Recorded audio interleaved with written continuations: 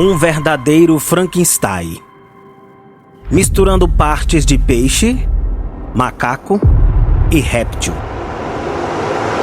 A bizarra sereia de Fiji sempre foi uma criatura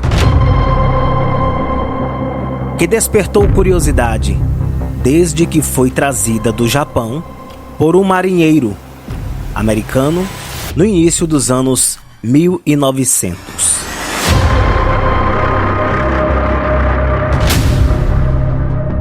Mas, afinal, qual sua composição? É justamente essa pergunta que pesquisadores estão tentando responder. Para isso, submeteram a criatura a exames de radiografia e tomografia pela primeira vez em sua existência. Um enigma que vamos decifrar para você.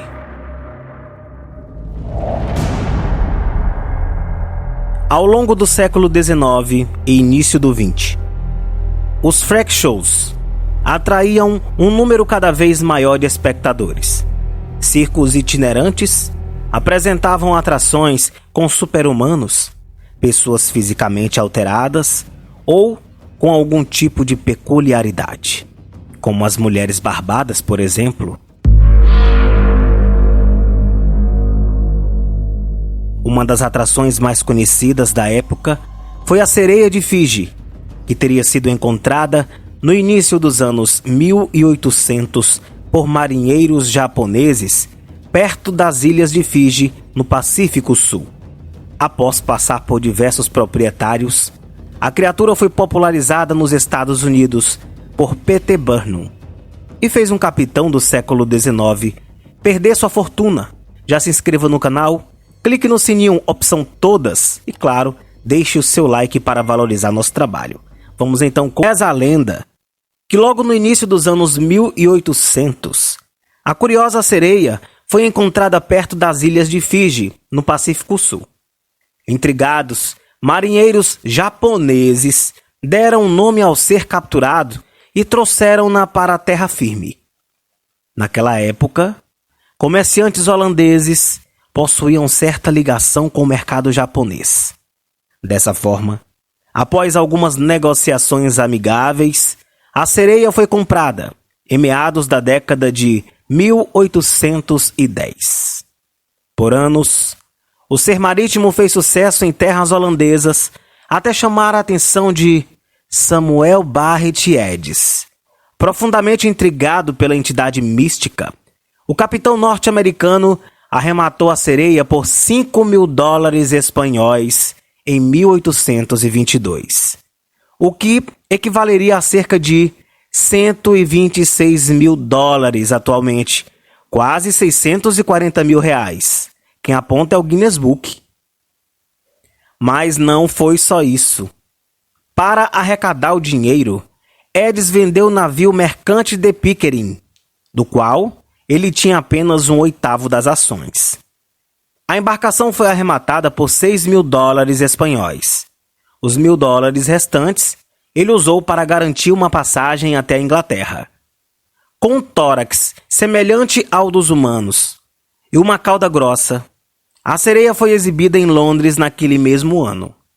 A atração foi divulgada em jornais.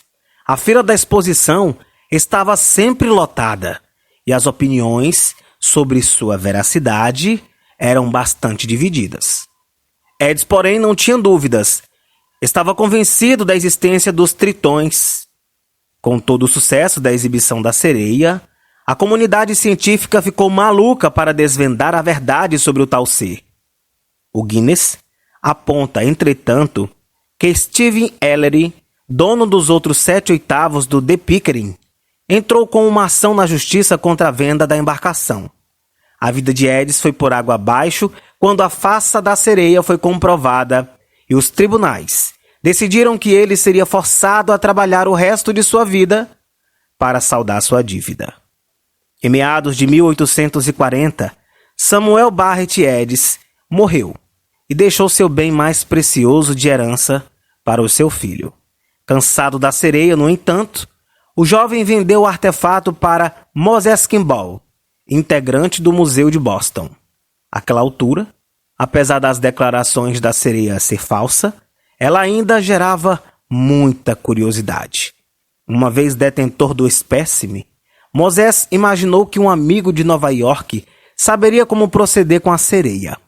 Assim, o famoso P.T. Barnum colocou os olhos no ser místico pela primeira vez em 1842.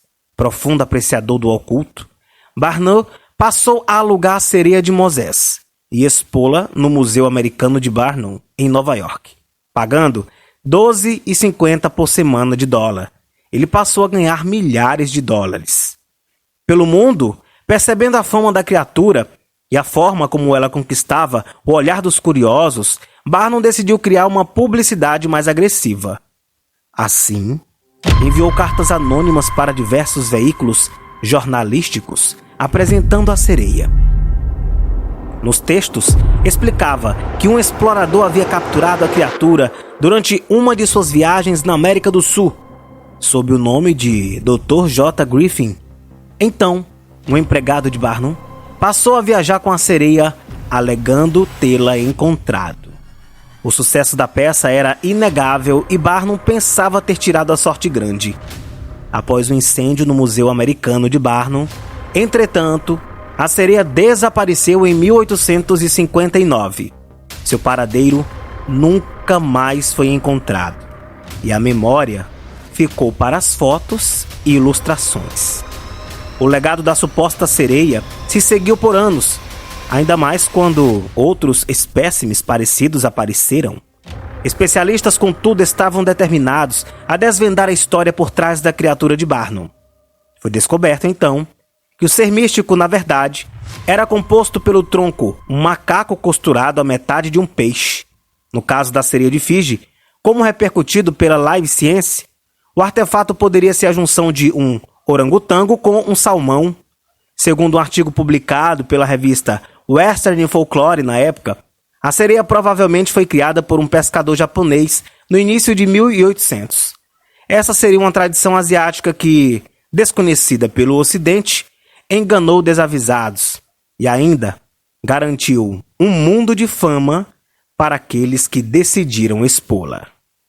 Hoje em dia é difícil acreditar que Edis estava disposto a arriscar tudo na sereia, mas naquela época a existência de tritões ainda estava em debate.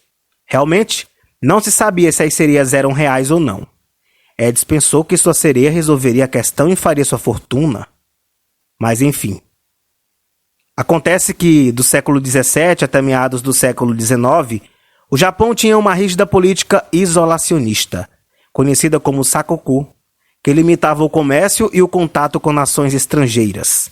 Sendo assim, tão pouco se sabia sobre sua cultura nos círculos europeus. Gostou da história? Então já se inscreve no canal, clica no sininho opção todas e, claro, deixe o seu like. Eu sou Osnilmar, muito prazer em ter sua companhia. Nosso encontro é por aqui na Fatos Descobertos Brasil, em todas as plataformas digitais. Obrigado pela companhia, fica com Deus e a gente se vê logo logo. Tchau, tchau.